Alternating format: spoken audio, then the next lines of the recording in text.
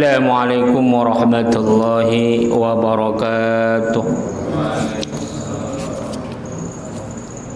Alhamdulillahi rabbil alamin wasi'al azimil ifdha wassalatu wassalamu ala sayyidina Muhammadin al-mab'utu litatsmima makarimal akhlaq al-mufaddalu ala kafatil makhluqati ala al-itlaq wa ala alihi masabih sunnatil alam wa ashabihi al-badilina anfusahum litawdiha syara'i wal ahkam wa ala sairil a'immatil mujtahidin al-qa'imina bihibzi namusiddin. Amma ba'du, yang Allah muliakan para jemaah musalla ziyadatul iman yang dirahmati Allah.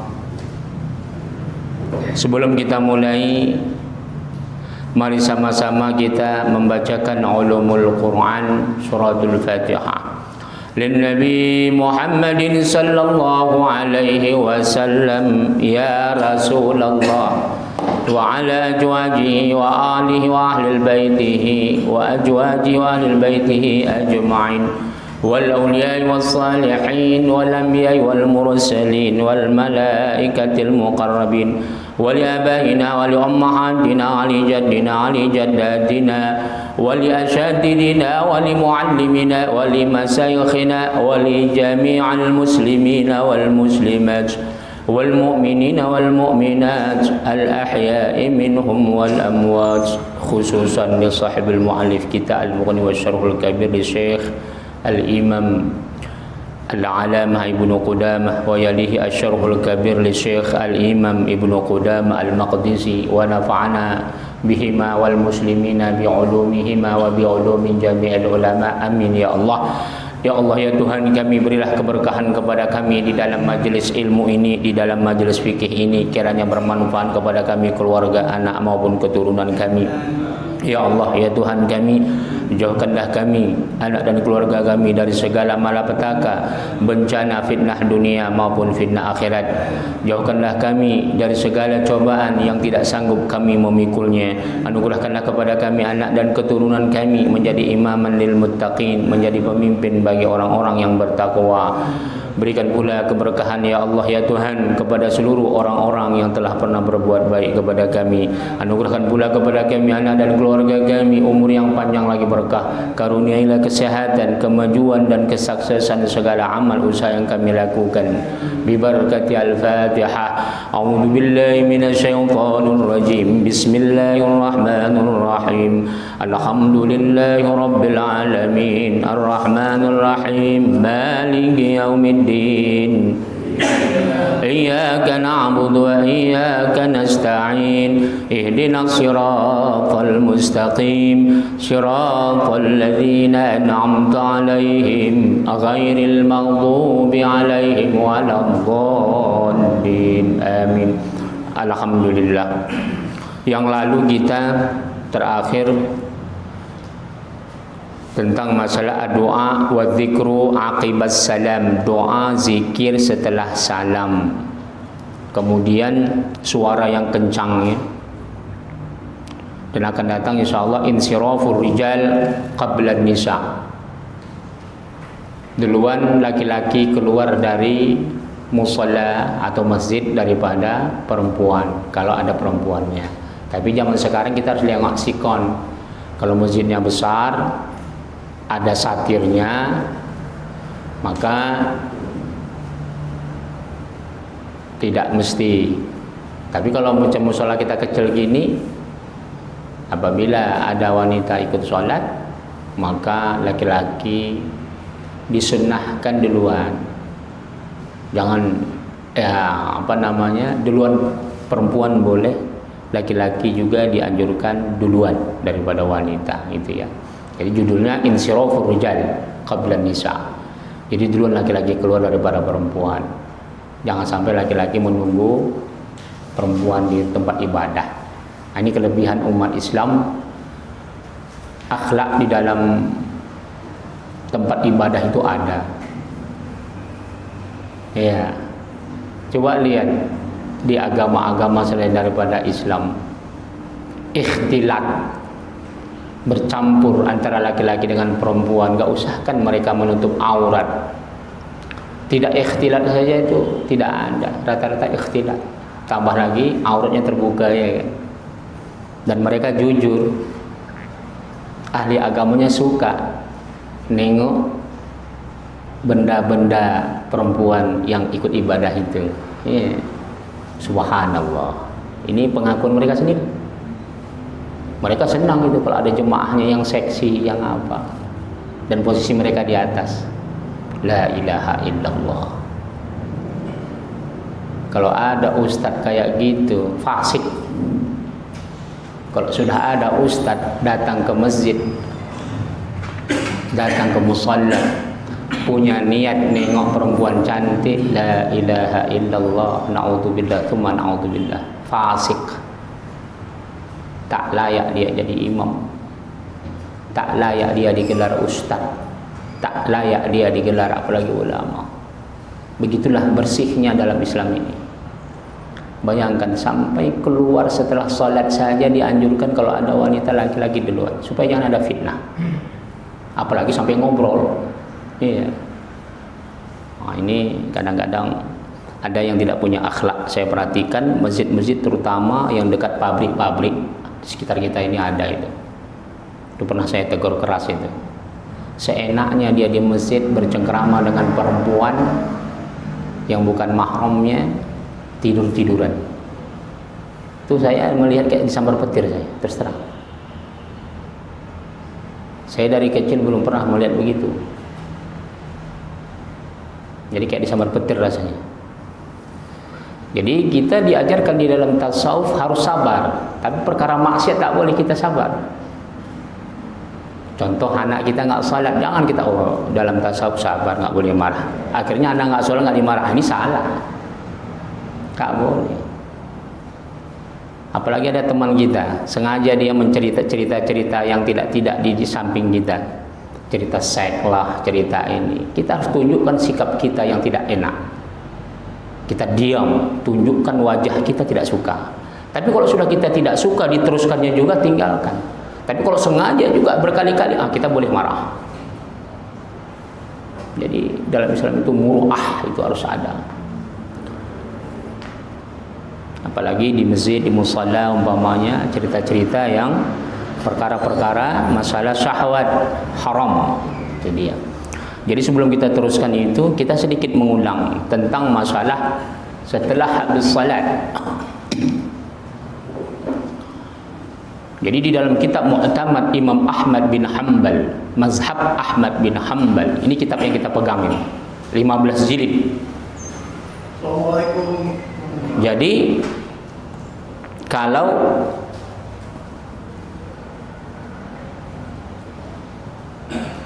Mazhab Ahmad bin Hanbal, kita katakan sekarang yang paling banyak fikihnya kan yang pakai itu adalah Ansarus Sunnah. Kalau di Mesir Wahabi, di Saudi Arabia, di Indonesia Salafi. Walaupun kalimat Salafi ini sudah menyebar seluruh dunia, terus bermetamorfosis namanya. Jadi kitab ini menunjukkan bahwasannya mayoritas ulama mensunnahkan zikir kuat bersamaan. Itu pertama, untuk meluruskan orang-orang yang berpahaman tentang, apalagi sampai mengatakan bid'ah. Kemudian ada juga orang-orang sufi yang ngaku sufi. Ini perlu kita luruskan. Ada juga orang-orang yang mengaku tasawuf, ketika mengamalkan zikir katanya nggak boleh kuat. Orang yang zikirnya kuat itu sama dengan bernyanyi gitu ya.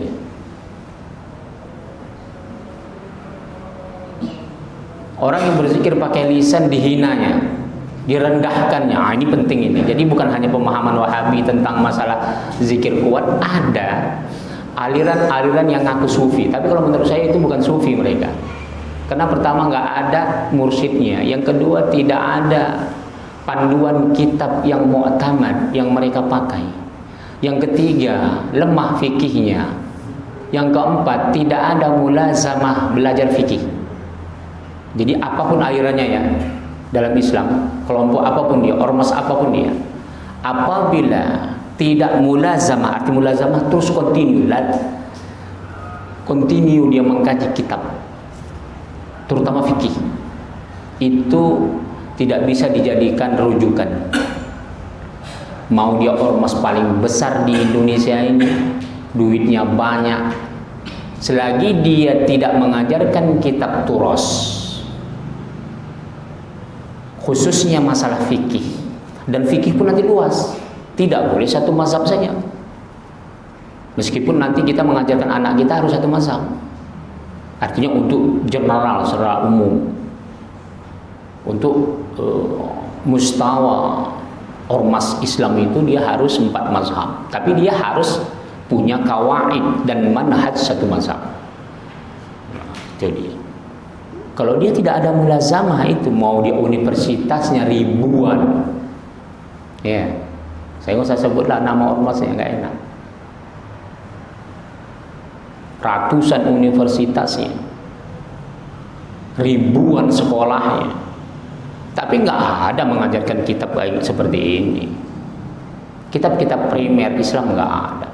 Jadi yang dibangun itu hanya semangat Islam, hanya retorika-retorika keagamaan. Yang terjadi apa? Melahirkan profesor-profesor tidak kuat ilmu agamanya. Jadi ketika berbenturan antara sosial, budaya, politik, ketika lemah fikih, ini bahaya Pak. Orang-orang yang lemah fikih, jadi banyak orang ada mengeser kemarin sama saya menyindir. Sekarang ini katanya banyak orang sudah mulai ditipu oleh kelompok-kelompok tertentu, sengaja katanya taklimnya ngajar fikih supaya mereka tidak tahu politik.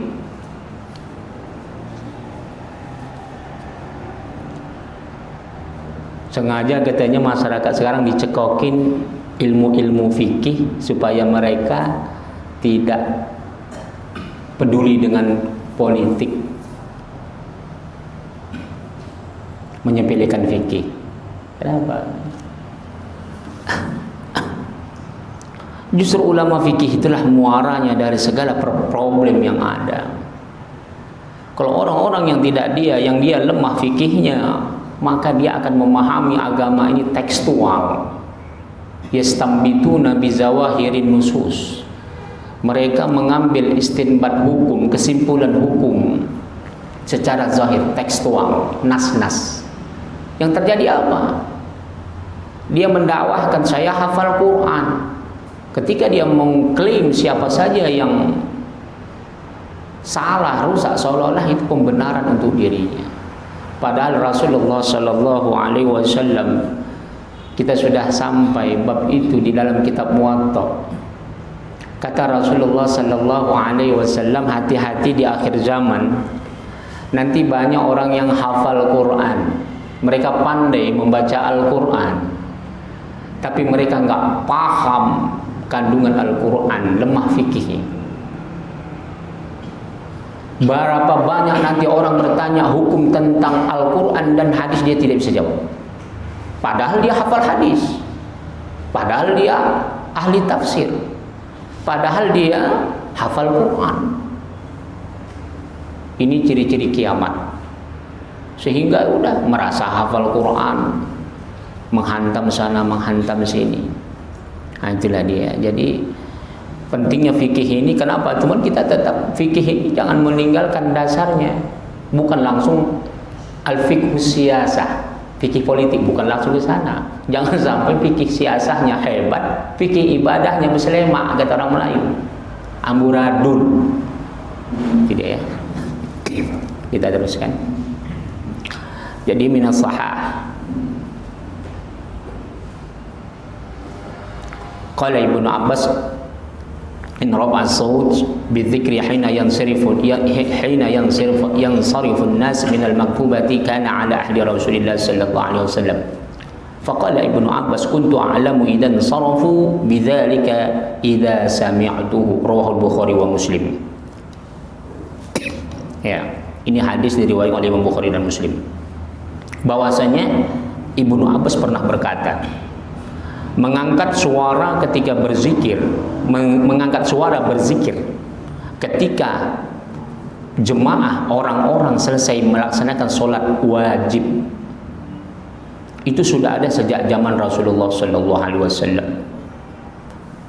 Dan ditambahkan oleh Ibnu Abbas, kuntu a'lamu idan sarafu, aku mengetahui ketika para jemaah sahabat selesai sholat, kebetulan Ibnu Abbas terlambat, dia dari luar.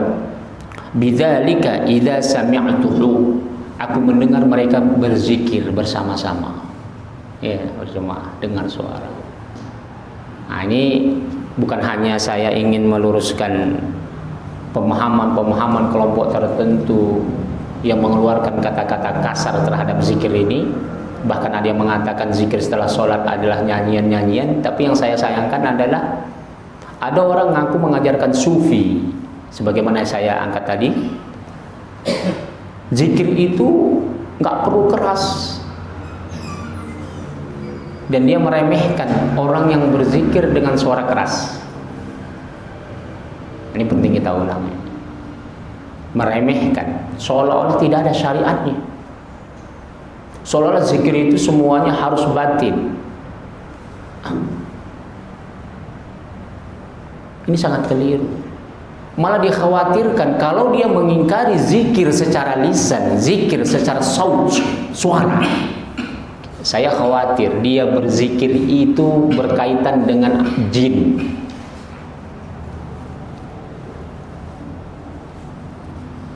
Kalau ada orang semuanya memakai batin, itu dia sudah berserikat dengan jin. Itu udah pernah saya buktikan itu. Hati-hati. Jadi beda tipis dia, zikir hati itu ya. Makanya kalau thariqah Naqsabandiyah itu ada latifatul qalb, zikir dari jantung. Ada namanya latifatul ruh, di dada sebelah kanan. Ada nanti latifat khafi dan akhfa di kepala. Bermacam-macam letaknya. Itu istilah ulama sebagaimana terdapat di dalam Al-Quran dan dalam hadis tentang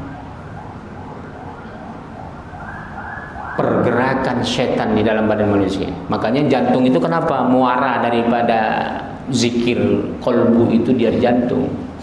Karena markasnya jin, tempat rajanya jin dalam tubuh manusia itu di jantung.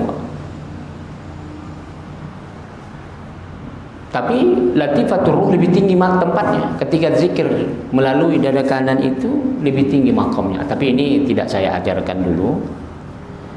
Cuman saya ingin mau meluruskan orang-orang yang membantah.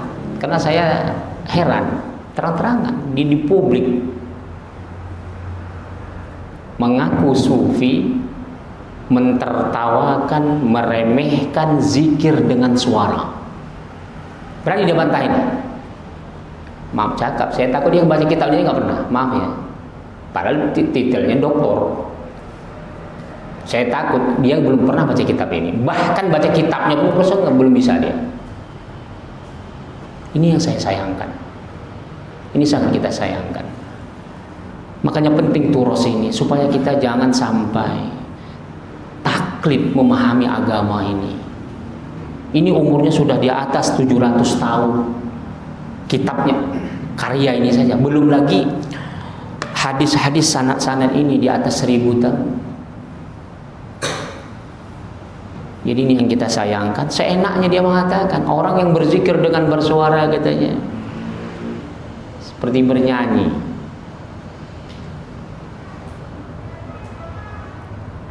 Dianggap tidak sah. Nah, itu dia. Jadi harus bisa dia membedakan ya, mana dia rukun dalam salat dan rukun di luar, zikir di luar salat. Kalau dalam salat lisan itu wajib. Nah, ini pernah saya nasihati. Dalam salat rukun qauli maksudnya. Rukun ucap, rukun bacaan. Wajib hukumnya, kalau enggak sah, batal. takbirnya di halaman hati saja. Tahu? Allahu Akbar. Kalau dalam hati namanya niat. Namanya niat. Bismillahirrahmanirrahim, harus dengar. Jadi jangan sampai meremehkan zikir suara ya, itu dia. Itu orang yang mengingkari nggak ada itu zikir berjemaah. Nah, ini udah kita kupas kemarin. Ini tamat yang terakhir kita bahas. Kuntu alam idzan sarafu, ini insarafu ini bentuk jamak. Bentuk jamak ini artinya plural, bukan satu orang yang melakukan zikir berjemaah dengan suara keras. Bidzalika idza sami'tu. Jadi para sahabat beramai-ramai mereka berzikir ketika itu. Aku, kata Ibnu Abbas, terlambat. Aku mendengar mereka berzikir bersama-sama. Bahkan bukan hanya Ibnu Abbas, bahkan budaknya sendiri. Siapa? Abu Ma'bad, maula Ibnu Abbas. In rafa'a as-saut bidzikri hina yansarifu an-nas min al-maktubati kana 'ala ahdi Rasulullah sallallahu alaihi wasallam. Itu ya. Jadi bukan hanya Ibnu Abbas, bahkan budaknya juga menyaksikan. Katanya apa?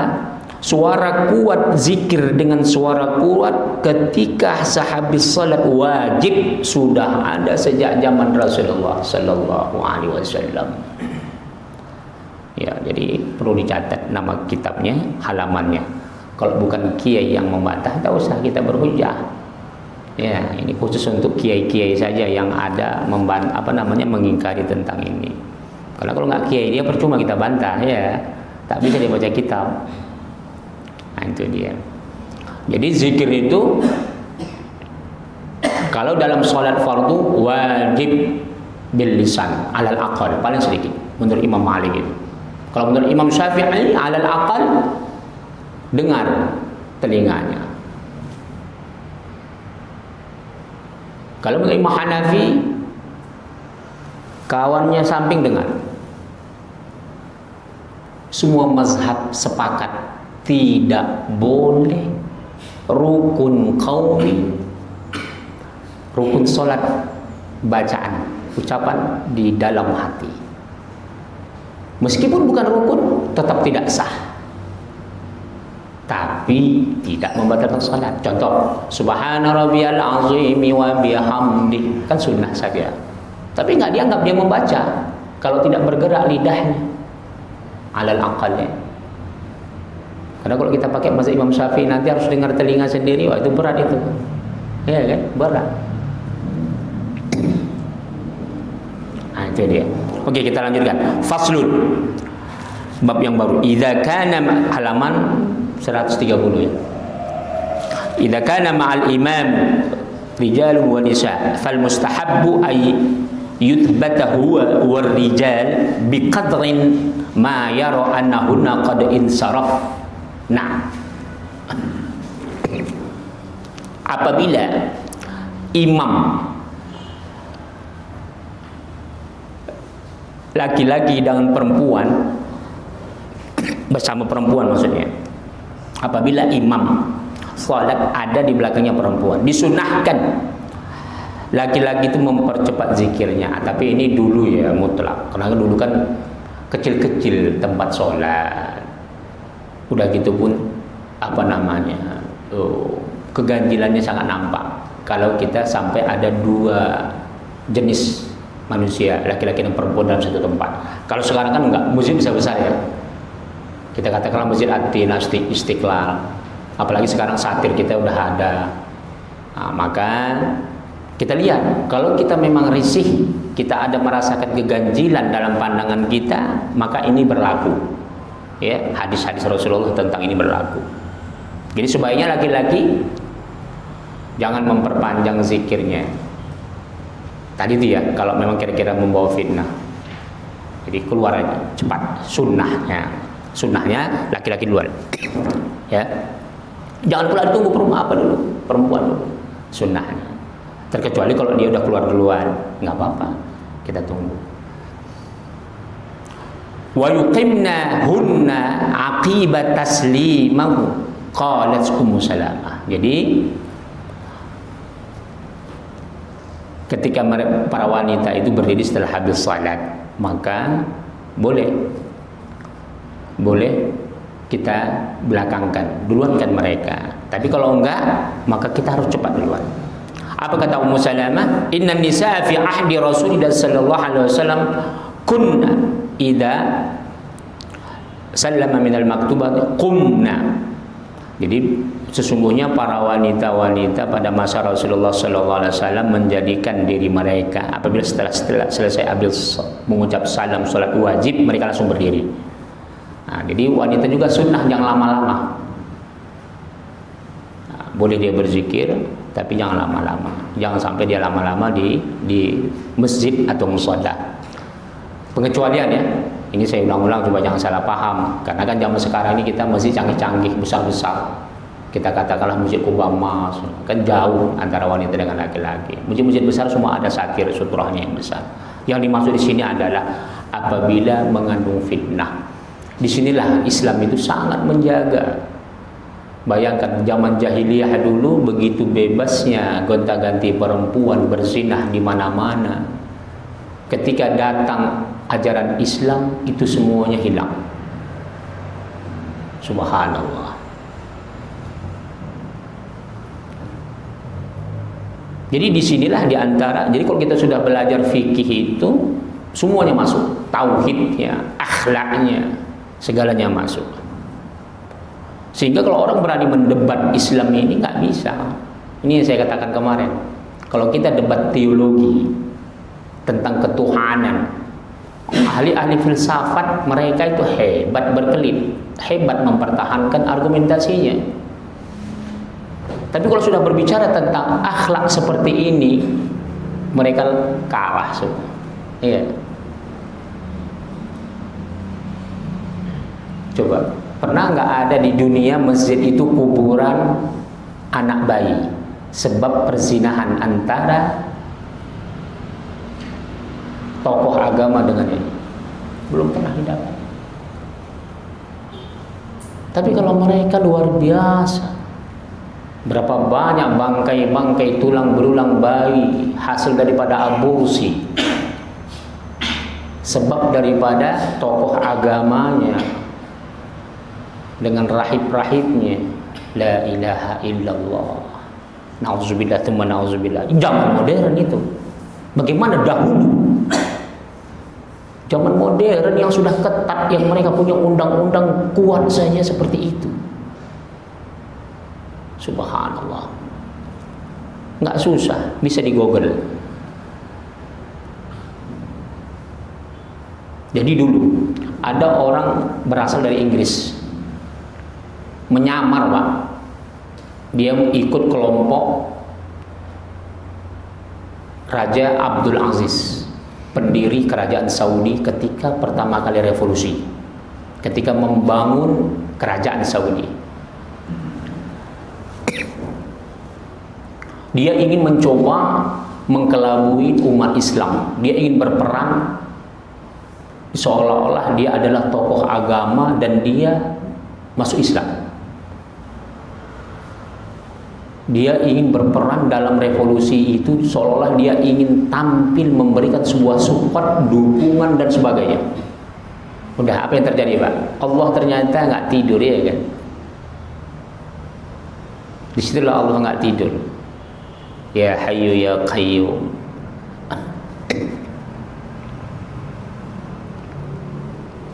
Di tengah perjalanan perjuangan Raja Abdul Aziz yang sekarang terkenal dengan negara Wahabi itu, ternyata orang Inggris ini tadi pakai serban Pak, kayak saya aja pakai serban. Semua orang manggil Tuan Syekh lah. Tuan Syekh orang manggilnya. Apa pertengahan perjalanan? Melakukan perzinahan, nggak sanggup. Di dalam Islam keras, jangan coba-coba ngaku tokoh agama berzina. La ilaha illallah. Akhirnya apa? Dibuang dia, dicampakkan dari kelompok kerajaan ini tadi. Sekarang berbalik, malah justru difitnah. Jadi saya bukan bela Wahabi ya. Sekarang banyak saya perhatikan videonya, katanya Wahabi itu bentukan Yahudi. Di antaranya orang Inggris yang saya bilang itu tadi, menyelinap. Bukan, itu orang Yahudi Inggris itu yang dia berpura-pura masuk Islam, tapi nggak bisa dibohongi dalam Islam. Sedangkan umat Islam sendiri saja ngaku kiai, ngaku ulama, nggak susah nengoknya, nggak susah. Berapa hari dia bisa bertahan ngaku ulama, ngaku kiai? Gampang ya. Paling gampang nengoknya. Paling gampang. Nggak bisa. Apalagi dia Zionism. Memang sudah punya rencana buruk. Apa? Akhirnya dirojam sampai mati dia. Habislah rencana dia.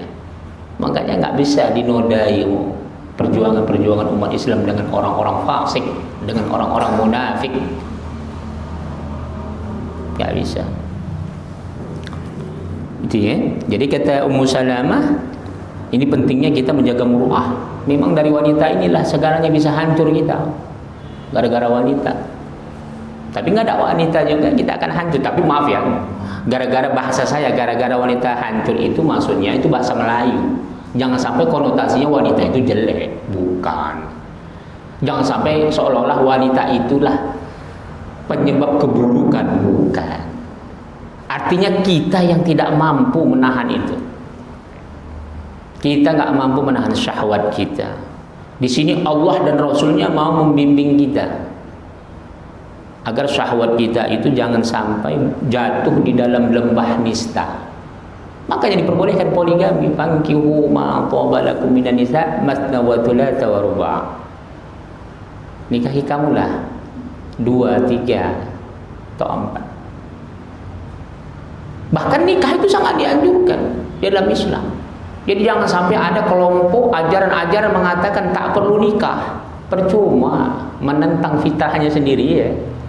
Kan banyak itu mereka bangga-banggakan, oh, tokoh kita nggak perlu menikah. Jangan kita menentang fitrah, kecuali kalau dia bencong, kalau dia umpamanya sudah sakit.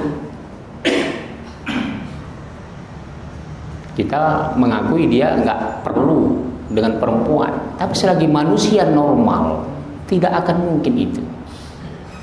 Jadi itulah dia ya, pentingnya menjaga muruah. Jangan sampai jatuh dalam lembah nista sebab wanita. Dihalalkan Allah lebih dari 2, 3 dan 4. Banyak teman-teman saya yang berbeda akidah dengan saya dulu waktu saya masih bujangan.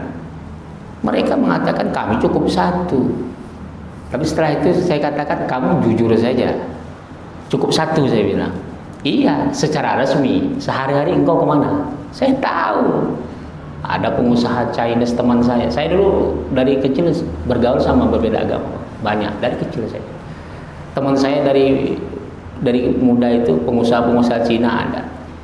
Jadi saya tahu apa yang mereka lakukan. Nggak usah kan yang berbeda akidah, termasuk teman-teman kita sesama umat Islam yang nggak mau kawin cepat, yang duitnya banyak, rata-rata itu larinya ke sana, berzinah. La ilaha illallah. Jadi kalau agama-agama di luar Islam itu tidak ada poligami, tapi melacurkan diri itu banyak. Ya, melacurkan diri banyak. Termasuk ada teman saya dari keturunan India. Begitu juga, tahan ya 1 istri, tapi tiap malam mencari wanita-wanita penghibur segala macam. Itu ya. Jadi pentingnya akhlak dalam Islam itu jangan menganggap remeh. Perkara syahwat ini jangan menganggap remeh. Ini bisa meruntuhkan amal ibadah kita. Kita harus nasihati istri-istri kita di rumah. Mereka sering itu mengobrol-ngobrol seks di pinggir jalan, di tukang sayur itu enggak. Bahkan latahnya pun ngomong perkara-perkara yang tidak baik. Kemaluan suaminya, kemaluan ayah yang disebutnya, kemaluan dirinya disebutnya. Ibu-ibu itu kalau sudah yang menikah itu nggak segan ngomong seks ketimbang perawan. Kalau laki-laki enggak. Laki-laki sebelum kawin paling banyak jorok mulutnya. Tapi kalau sudah nikah biasanya Laki-laki itu banyak lebih tinggi malunya daripada perempuan. Perkara seks. Jadi hati-hati, jangan menganggap remeh. Nanti kita di akhirat, ya Tuhan, ya Allah, aku banyak sedekah, aku banyak salat, aku banyak ibadah, tapi gugur. Kenapa? Karena lisan nggak pernah dijaga. Suka ngomong kotor, suka ngomong seks. Semua manusia punya fitrah cinta lawan jenis, tapi jangan sampai kita humbar dengan yang tidak-tidak. Kita humbar kepada siapa saja. Nah, itu dia ya. Oke. Sedikit lagi.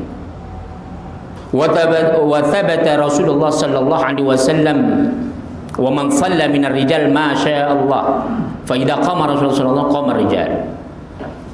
Jadi tadi ya, kunna idza sallama minal maghrib qumna. Jadi ketika kata Ummu Salamah, para wanita yang salat pada masa Rasulullah ketika berjemaah sama Rasulullah itu mereka langsung berdiri. Itu sunnahnya ya. Artinya tidak lama-lama dia berzikir, duluan dia pulang. Kemudian Allah juga Rasulullah juga menetapkan seperti itu. Siapa saja yang salat katanya, para laki-laki dengan izin Allah, maka dia berdiri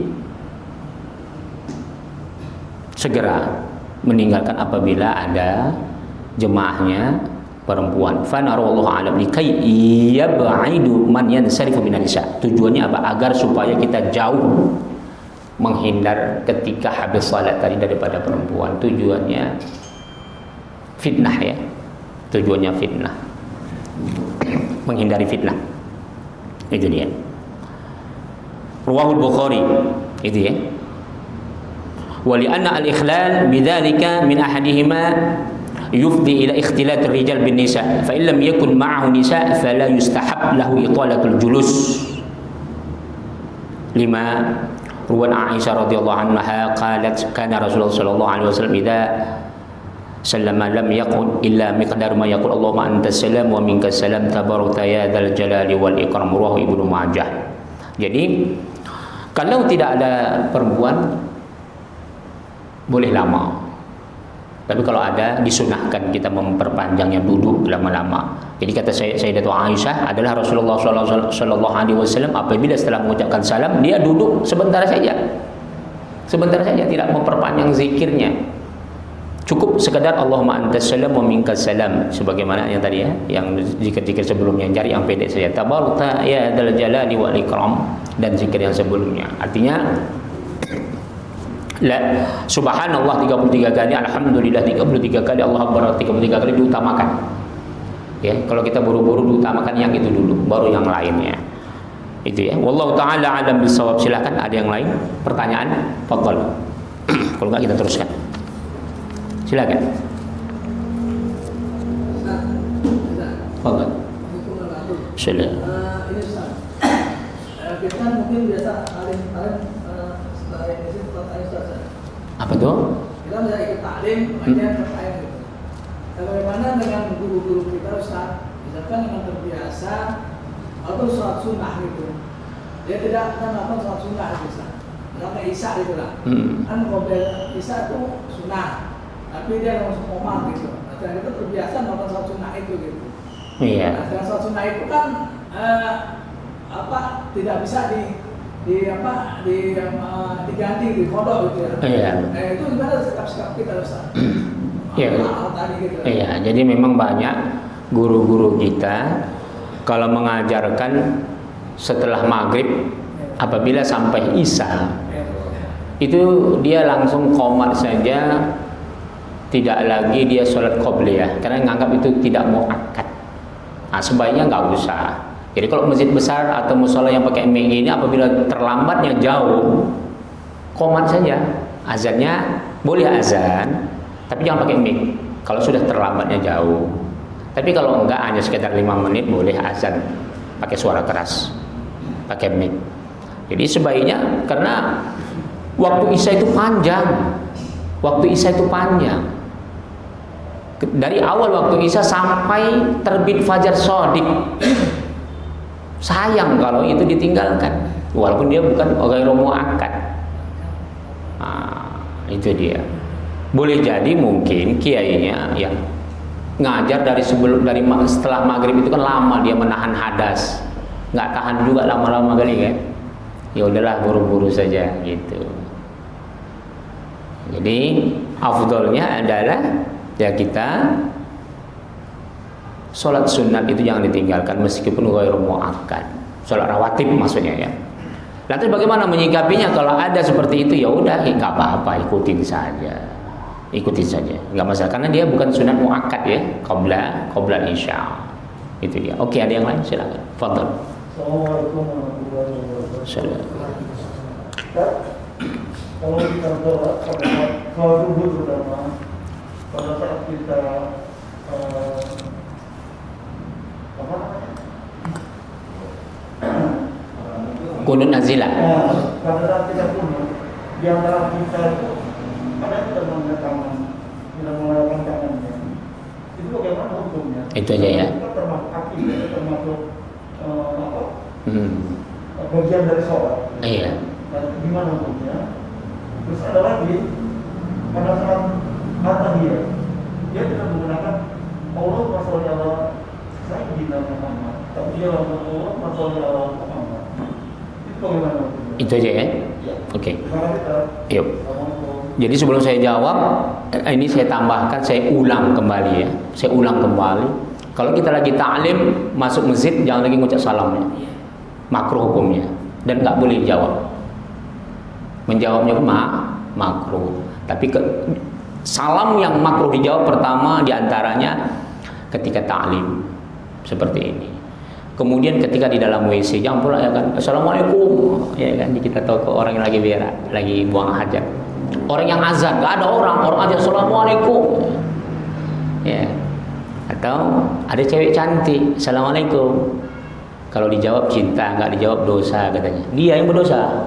Itu banyak orang begitu kan, gombal-gombal, nggak boleh.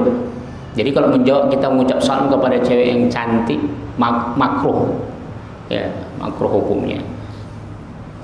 Jadi bukan berarti apa, tujuannya supaya jangan ada fitnah. Ini kalau sama cewek cantik semangat dia mengucap salam, sama kita nengok muka kita nggak mau dia, ya kan ada itu, ya kan, hati-hati. Kalau sama ibu-ibu semangat dia ngobrol, kalau sama kita 5 menit kepanasan dia. Iya. Dan diantaranya itu. Jadi ta'lim makruh ngucap salam. Oke, kita teruskan. Bagaimana kalau imamnya berkunut, makmum tak berkunut? Makruh. Dia nggak punya adab namanya. Makanya saya pakai kunut nazilah. Kalau kunut nazilah, sepakat nggak ada ulama yang menentang itu. Maka kalau ada orang tidak ikut kunut nazilah sama saya, berarti cacat sholatnya walaupun sah. Makruh ya. Makruhnya besar ya, kalau kunut nazilah, karena nggak ada ulama yang melarang kita kunut nazilah. Jadi kalau dia nggak ngikut imam berarti dia makruhnya besar. Kemudian ada dia mengamalkan, tidak mau mengamalkan memakai sayyidina ketika tahiyat. Ini memang orang keras kepala ini. Kalau yang sudah belajar nggak mau mengamalkan, keras kepala berarti, keras hatinya. Itu menurut mazhab Imam Hanafi, Imam Syafi'i makruh nggak pakai sayyidina. Makanya Allah sebutkan dalam Al-Quran, la taj'alu du'a rasul bainakum ka du'a ba'dikum ba'dha qad ya'lamu Allahu alladziina yatasallaluna minkum liwada falyahdharil ladziina yukhalifuna an amri an tusibahum fitnatun aw yusibahum 'adzabun alim. Allah akan timpakan azab dan fitnah besar kalau kita menyebut Rasul sama dengan kita menyebut kawan kita. Nama kawan kita ada Muhammad. Alasan dia apa? Di hadis kan nggak ada Sayyidina Ustaz katanya. Ya harus tidak ada, karena nggak mungkin Rasulullah menyebut dirinya Sayyidina. Tapi sepakat semua para sahabat tabi'in tidak ada yang mengingkari kalimat Sayyidina itu. Kita umatnya harus pakai Sayyidina, walaupun tidak membatalkan sholat, tapi keras kepala. Masa iya dalam hadis Rasulullah ketika tahiyat Allahumma sholli ala sayyidina, dia menyebut dirinya Sayyidina sama Allah? Kan enggak masuk akal itu. Jadi tidak ada yang membantah itu. Udah Imam Malik dan Imam Ahmad bin Hanbal nggak pakai sayyidina, bukan berarti mengatakan bid'ah. Jadi jangan sampai, ini saya perhatikan banyak ini. Kecuali kalau dia nggak belajar. Ini kalau udah belajar mesti keras kepala juga, ya sudah. Jadi makruhnya besar ya. Jangan kita sama memanggil Rasulullah dengan banyak Muhammad Simatupang, Simangunsong, ada Muhammad Paijo. Iya. Jangan kita samakan, kita manggil Muhammad dengan Rasulullah, Sayyidina Muhammad. Akan timbul fitnah dan akan Allah turunkan azab. Makanya ada orang ketika mengajarkan tentang sejarah Rasulullah, maaf, terkenal kiainya, gara-gara dia salah menyampaikan apa yang terjadi, fitnah besar. Udah, dulu terkenal, sekarang nggak terkenal kan? Saya nggak usah sebut nama. Hati-hati itu. Jangan kita samakan Rasulullah dengan manusia. Allah katakan timpakan azab dan fitnah. Ya ayyuhalladzina amanu la tarfa'u aswatakum fawqa sautun nabi. Jangan kau mengangkat suaramu lebih tinggi daripada Rasulmu. Antahbatu a'malukum wa antum la tashurun. Bayangkan, mengangkat suara lebih tinggi dari Rasulullah saja bisa menggugurkan pahala kita. Apa arti mengangkat di sini? Bukan hanya semata-mata ketika berkata, tapi juga mengeluarkan kata-kata meremehkan Rasulullah sallallahu alaihi wasallam. Hati-hati. Itu dia ya. Jadi makruh ya. Memang makruh dia. Tadi kalau dia sudah belajar nggak mau juga pakai, keras kepala. Ya. Itu dia. Memang dalam hadis tidak disebut. Itu saya ulang lagi ya. Nggak akan mungkin dia mengatakan dirinya Sayyidina. Nanti bisa dalam banyak kitab-kitab lain tentang masalah Sayyidina. Sepakat semua para sahabat tabi'in, tidak ada yang mengingkari mengucap Sayyidina itu bid'ah. Apalagi sampai haram dan sebagainya, tidak ada. Itu dia ya. Jadi maaf seperti ini. Ini saja yang mereka mengaku fikihnya mazhab Ahmad bin Hanbal, sekarang mereka mengatakan bid'ah zikir dengan suara kuat. Ini kitab muktamad. Kitab mazhab Ahmad bin Hanbal 15 jilid. Makanya bagaimana mereka berani membantahnya? Pendapat yang jumhur ulama sudah sepakat seperti ini. Dan ini yang kita sayangkan. Makanya banyak orang yang salah mengamalkan hadis dengan Quran itu karena lemah fikihnya, tidak mau merujuk pada kitab-kitab primer, kitab-kitab dasar daripada ulama-ulama kita. Wallahu taala alam bisawab. Silakan ada yang lain. Fadhil. Ustaz, ini tanya masalah zikir, Ustaz. Bagaimana kalau zikir? Assalamualaikum, Ustaz. Kalau dari rumah dengan wirid, kalau siang ngaji, kalau assalamualaikum kita menjawab apa? Berarti apa gimana, Ustaz? Termasuk wirid zikir. Kalau ada orang wirid zikir, jangan kita ngucap salam, diam saja. Apalagi majelis ilmu seperti ini, jangan lagi ngucap salam, langsung masuk cari mana yang kosong. Itu dia ya. Kalau di rumah pun kita nggak sama saja. Sama di rumah kan maksudnya. Di rumah lagi zikir, lagi ngaji gitu, assalamualaikum. Oh ada tamu. Ya kalau tamunya nggak tahu kita berzikir dan zikir kita kan sifatnya temporal, atau itu ya kita jawab lah. Kita jawab. Yang dimaksud itu adalah hal-hal tertentu ya, tidak semuanya, karena zikir kita kalau pribadi itu kapan dan di mana saja, jangan sampai kita tidak menjawab. Kalau menurut Imam Syafi'i, mazhab Syafi'i, yang tidak berdosa kita tidak menjawab salam orang yang fasik, tapi jangan diamalkan, cukup jadi ilmu saja. Kita pakailah mazhab di luar mazhab Syafi'i ya. Jadi setiap orang salam walaupun dia fasik kita jawab Waalaikumsalam. Apa di antara orang fasik yang nggak sholat? Jangan sampai ini nggak sholat, ini ngucap salam kita diam, jangan. Iya, jangan. Tahu dia kan, ini tetangganya nggak pernah sholat. Assalamualaikum Pak, diam aja dia. Jangan, ya. Jawab Waalaikumsalam. Doakan dia supaya Allah dapat berikan hidayah sama dia. Makanya para ulama tidak melarang kita menjawab salam orang-orang yang berbeda akidah, tapi niatnya lil hidayah. Bukan dia selamat dunia akhirat. Assalamualaikum kata orang yang berbeda agama. Waalaikumsalam. Niatkan ya Allah berikan dia hidayah. Begitu ya. Wallahu taala alam bisawab. Silakan. Tanya itu Ustaz, Fadhil. salam tadi Ustaz. Iya. Ya, kita sering pakaian yang biasa, kebetulan pas pakaian kita pakaian habis sholat atau kita jalan pakai peci, pakai baganku. Nah, terus ada orang tuh seolah-olah ya menurut saya tuh mungkin meledek Meledek. Dia mengucapkan salam juga, salam assalamualaikum Pak Kiai. Nah itu apa perlu dijawab apa enggak itu? Ya, ini sama kayak mengucap salam dengan perempuan cantik. Makruh dijawab.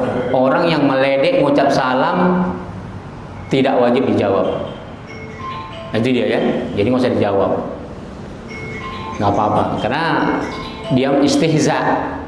Berarti dia memang tidak ada niat untuk ifsa'us salam sebagaimana tuntunan Rasulullah sallallahu alaihi wasallam. Itu dia ya. Oke, silakan. Kita kalau zikir pagi kan kadang-kadang kita ini pakai ada hasrat juga pengen sambil ngopi sambil ngerokok, itu gimana teh? Nah, zikir kita kan ada kopi gitu kan. Kan pagi itu kan kita ada kopi apa? Maksudnya cuma kan kita nggak bisa meninggalkan zikir ini Pak. Kita kan karena malamnya nggak ngopi apa di sekolah subuh saya kan kopi apa segala macam. Gimana Pak? Kita sambil bagaimana hukumnya kita berzikir sambil ngopi?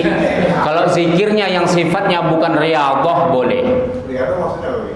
Riyadhah itu ada zikir khusus, dia bermunajat kepada Allah, kita katakanlah tahlilan, kita katakanlah munajat. Orang yang berzikir belum selesai zikirnya dia minum, mati hatinya.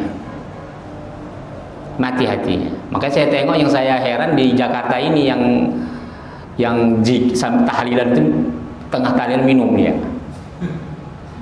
Nah, kalau sendiri nengok, kalau dia yang sifatnya riyadhah, zikir khusus, maka jangan minum sebelum selesai, sampai selesai walaupun kering, supaya zikir kita itu tidak dapat. Ini adalah ajaran daripada ulama-ulama tariqah tasawuf. Tujuannya apa? Supaya zikir kita itu betul-betul memang semata-mata karena Allah, tidak disisipi dengan hal-hal yang lain. Karena kalau sudah zikir kita bercampur dengan yang lain, itu dia bisa malah mengeraskan hati kita, bisa menyebabkan keras hati kita. Jadi makruh sebaiknya. Tapi kalau yang zikir-zikir biasa memang kita untuk ingin zikir saja sambil minum sambil apa, boleh, nggak apa-apa, nggak apa-apa. Ya memang zikir itu terus saja, kapan saja. Terutama zikir di hati atau di jantung. Jadi ajak zikir kita katanya dalam ini, ya Razak, ya Fattah, ya Alim umpamanya, terus aja dalam hati sambil kita minum apa-apa, sambil berjalan. Udah gitu ada sikon-sikon, memang kita harus membantu istri. Kita sudah punya riyadhah zikir, tapi nggak ada waktu. Kalau kita duduk, istri kita terlantar, anak kita terlantar, maka boleh sambil minum ya kan? Nggak, tapi jangan dibiasakan. Boleh, nggak apa-apa. Tapi untuk khusus zikir-zikir jemaah, zikir kita khusus bermunajat atau apa saja, jangan kita udah la ilaha illallah 100 kali nih, baru 50 kali minum kita ya kan? Jangan. Ya, ini bisa mematikan hati. Sekali lagi ya, itu terakhir. Wallahu taala alam bisawab. Ada yang lain? Ada ya? Al-Fatihah. A'udzu billahi minasyaitonir rajim. Bismillahirrahmanirrahim. Alhamdulillahi rabbil alamin arrahmanir rahim maliki yaumiddin. Iyyaka na'budu wa iyyaka nasta'in. Ihdinas siratal mustaqim. Shiratal ladzina an'amta 'alaihim ghairil maghdubi 'alaihim waladdallin. Amin. A'udzu billahi rajim. Bismillahirrahmanirrahim. Allahumma ja'al hadzal majlis barakatan wa mubarakah wa ba'in 'alaina fitnatan minad dunya wal akhirah. Walhamdulillahi rabbil alamin. Assalamualaikum warahmatullahi wabarakatuh.